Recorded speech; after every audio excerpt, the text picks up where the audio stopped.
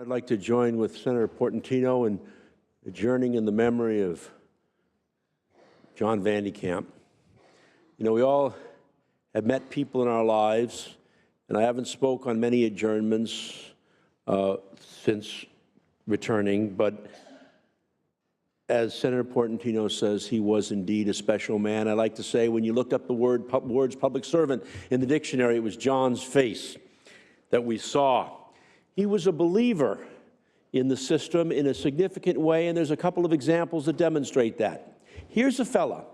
How many people could see this? Here's a fella who served as the first federal public defender in 1971 for taking care of poor people in the courts, and then after went to become the district attorney and attorney general. He worked on both the prosecutorial and the defense side. Why? Because he was about telling the truth. He was about justice. He was about issues larger than what side are you on, because fundamentally that's what the judicial branch is about. Justice. You can work both sides if you're somebody of integrity, somebody who believes in the rule of law, and that was John Kamp. You know, we served together on the California Historical Society board many years after he was Attorney General, because he loved California. He served as the president of that body, and when I served in government before, remained a member of that, and he was just a believer in California.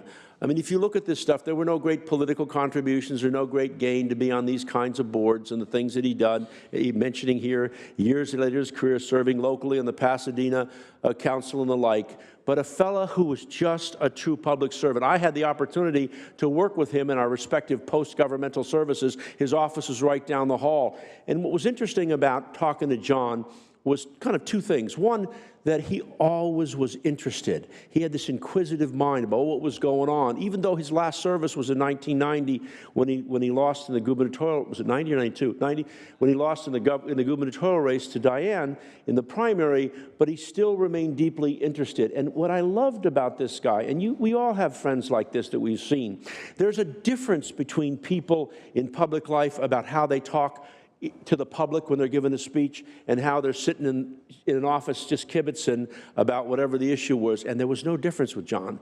His thoughtfulness, his depth of thinking, and his character was consistent. I just want to mention kind of a fun story about him. Some of you may know that his family, in addition to the Kamp name for the good pastry that he sold, they also owned Lawry's, the steakhouse. And when John was in law, I think he was in law school, or when he was a young public defender, he wasn't making much dough. And his family was a place where these guys, they made sure you worked. So he literally, as a lawyer, after working, or a law student, I think he's a lawyer, yeah, young lawyer, he would put on a tuxedo and would be the maitre d' at Lawry's. So the judges and the lawyers would walk in, and here's the guy who they saw in court, or whatever it was, because he needed the extra 15 bucks a night, or whatever he was making at the time, serving at Lawry's. But the message there was the guy's nature, his humility, who he was, the fact that he came from a family that clearly was very wealthy, but understood the core value of work and never, ever lost it. You know, he just was, he was the best of the best. And there's a quote here by a fellow who I've never quoted on the floor. I'm not going to mention his name if I have permission to read in the Sacramento Bee. Thank you. It's the last line of the editorial, which I thought was quite insightful. He said, this consumer advocate said, referring to John, he was a determined advocate, but always gracious and thoughtful. John represented a golden era of politics when the public interest was always the priority over partisan gain. We will always remember him. Asked to adjourn his memory.